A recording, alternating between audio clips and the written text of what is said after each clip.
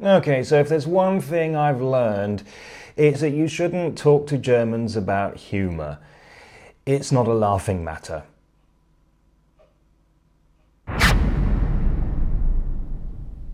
So my last video, which was about humour in Germany, created quite a lot of controversy. Most of the people who commented on that video were Germans, and most of those disagreed with me and told me how wrong I was about the whole thing. Now, I just want to say right from the start that I'm actually very pleased about that.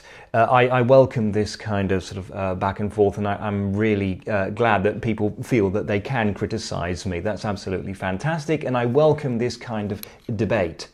It therefore follows that you don't have to agree with everything I say in this video either. But, you know, I just want to address some of the points and to explain a few things a bit more closely. And this might actually get to be slightly long, this video. But there's a lot of things to say, and it's a very, very complex issue. Now, I will need to clarify that I was not saying that Germans have no sense of humour or that German jokes are so bad that German comedians are forced to wear silly hats just to make people laugh. That's not what I was saying at all. In fact, I think I was actually trying to put almost the opposite point of view across. There is a perception in the world at large, and this is particularly in Britain the case, there is a perception that Germans have no sense of humour. And I'm saying that whilst this perception has its reasons, there are, reasons why people believe this to be the case, it is nevertheless false. It's not that Germans have no sense of humour. It's not that Germans cannot tell jokes. It's that humour is a product of culture, and cultures vary. And different countries have different cultures, they have different ideas about doing things, and it's simply the case that what is funny for one person is not funny for another person, and similarly, what is funny in one culture is not funny in another. Now, two things. First of all, I am talking in generalizations, and the point about generalizations is that although they can give you a general idea, they're not very accurate with the finer points. Now, that is not in dispute. You can always say that there are exceptions to this, there are exceptions to that. I mean, it's interesting. I didn't get any of these comments when I was talking about German punctuality, but of course there are always exceptions to that as well. There are Germans who are unpunctual, and there are German workmen who turn up when they say they're going to turn up. These are all generalizations. There are always exceptions to these generalizations. That's what makes them generalizations. But I have to talk in generalizations because to go into detail would just make it one great long boring lecture with statistics, and I don't want that.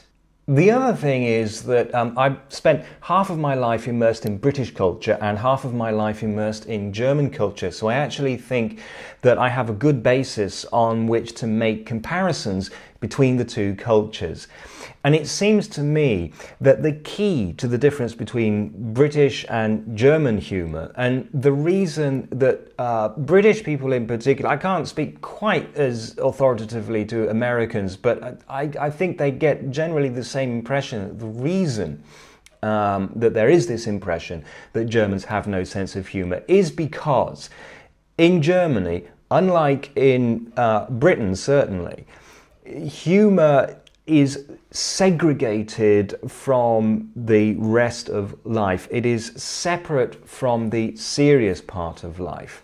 Always remember, though, that this is a generalization and an oversimplification, but it is a general observation that I've made quite consistently. Interestingly, this is something that I'm actually confronted with also in my professional life as an English teacher.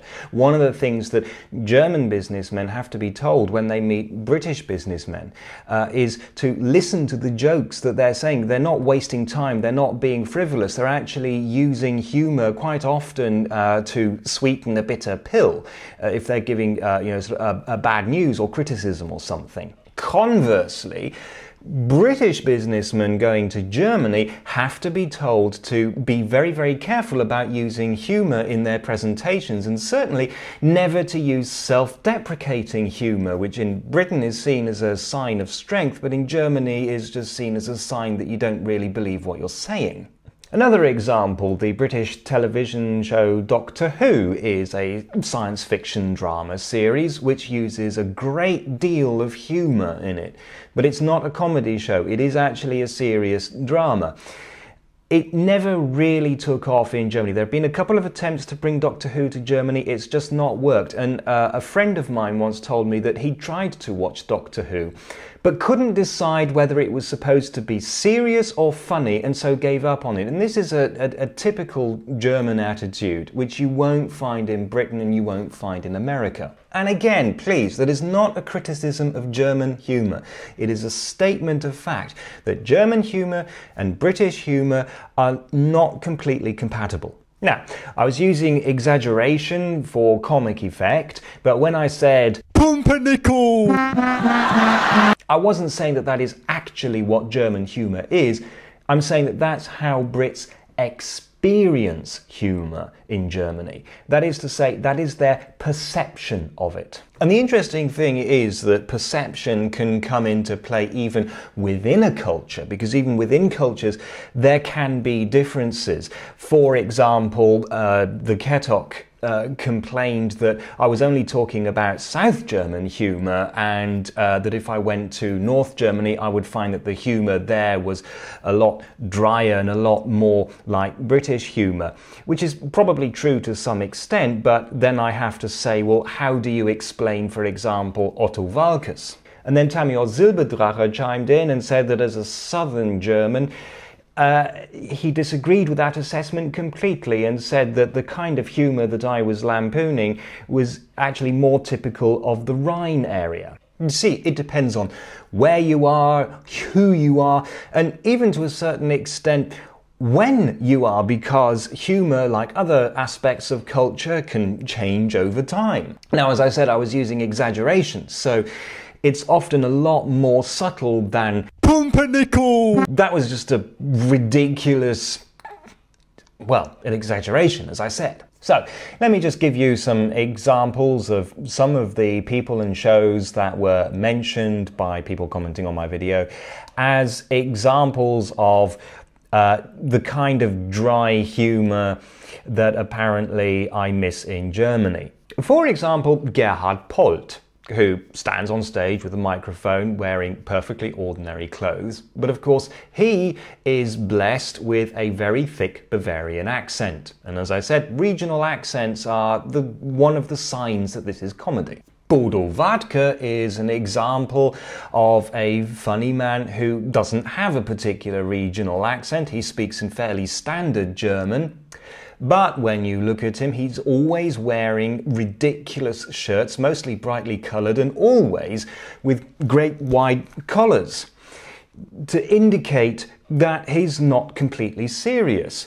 Now, Bodo Wartke was mentioned by Platte Junior, who pointed out, quite correctly, that Bodo Wartke's jokes and routines would work perfectly well if he wore an ordinary shirt. And that's my point. They would. As I said, it's not that Germans do not have a sense of humour. It is the fact that humour has to be somehow obviously separated from real life. And Bodo Wartke does this by wearing the kind of shirt that ordinary people wouldn't dare wear in public. An example of a show that was thrown at me was one called Genial Daneben, which I have to admit is actually one of the very few comedy shows that I can stand to watch on German television. But even that one has a subtitle that makes it very clear that it's comedy. It's called Genial Daneben, die Comedy Arena. It also, until recently, starred as a regular guest Hella von Sinnen, who is a comedienne who in Britain would stand out as being ridiculously affected and over-exaggerated. Again, this is not a criticism of Hella von Sinnen, it's just demonstrating that there are differences in the cultures between Germany and Britain, and that shouldn't surprise anybody. Genial Daneben is a type of show which is known as a panel game. They're very, very common in Britain. But there's the only other German panel game that I can think of right now is one called 7 Tage, 7 Köpfe. Now, 7 Tage, 7 Köpfe on the face of it is very, very similar to a British panel game called Have I Got News for You. On both shows they have comedians and occasionally guests from the world of media or politics that come in and they comment on the week's news. The biggest difference, though, is that on the British show, Have I Got News for You, only the chairman's script is actually scripted. Everything else is completely ad lib. On the German show, 7 Tage, 7 Köpfe, about 1/3 of all the gags are actually written by scriptwriters for the panelists. And the whole show, before it goes on air, is they go through it and they make sure that they work out the running order and the themes that they're going to discuss and the gags that they're going to tell. And you can see that when you actually get to see them. They're delivering lines rather than interacting with each other. And while Have I Got News for You is continuing and going from strength to strength and has been going for decades, 7 Tage, 7 Köpfe was cancelled in 2005. Just a few days ago, I saw my wife watching a comedy show on television. Various stand-up comedians, and yes, there are German stand-up comedians coming on and doing their bit in front of an audience. But the interesting thing is, for me, as a Brit, two things stood out. First of all, between each act there was some jauntily funny music played by a small band which included a tuba and an accordion. You would never get that in Britain. And the other thing is that there was almost no audience interaction. I think there was one comedian who asked one question directly at one specific member of the audience. Apart from that, there was no audience interaction at all. And the comedians were all looking at the camera. They weren't, it was as if the audience didn't exist at all. And that is one very, very interesting, very important difference between German humour and British humour. That in Germany, humour is considered much more a performance. Always remember that I am speaking in generalisations, and what I say might not apply in 100% of cases. But for me, I think the greatest demonstration, certainly the most amusing demonstration of the difference between German culture and British culture is the way that several people, particularly Tamio Silberdrache, went to great pains to point out that all these various funny people that were being listed as examples of funny people that more fitted what I considered to be the British model than what I considered to be the German model, that these were not comedians but cabaret artists. This is a distinction that is completely nonsensical in the English-speaking world. What's the point of making that distinction? But it seems that even Germans aren't particularly clear on the difference between cabaret and comedy. The only real difference is that a cabaret artist appears in a cabaret, which incorporates other acts. So it's not just a stand-up comedian, but it's a stand-up comedian who is one act in a bigger show, which includes song and dance and all the other things. In other words, it's quite clearly removed from real life and segregated. So Perhaps if, and I'm not sure, I haven't really done research on this, but if in German these cabaret comedians, if I may call them that, if they are more likely to be, to look and sound normal, it's probably because they're also more likely to appear in contexts where it's already clear that it's segregated from real life and that they're not being serious because they are there specifically for the entertainment of people. There does seem to be another difference. It seems that certainly in most people's minds, political satire is more at home in cabaret than it is in comedy, to the extent that I even found a place somewhere on Wikipedia, the German Wikipedia, which defined comedy as cabaret but with less political satire. So, I've said quite a lot of stuff.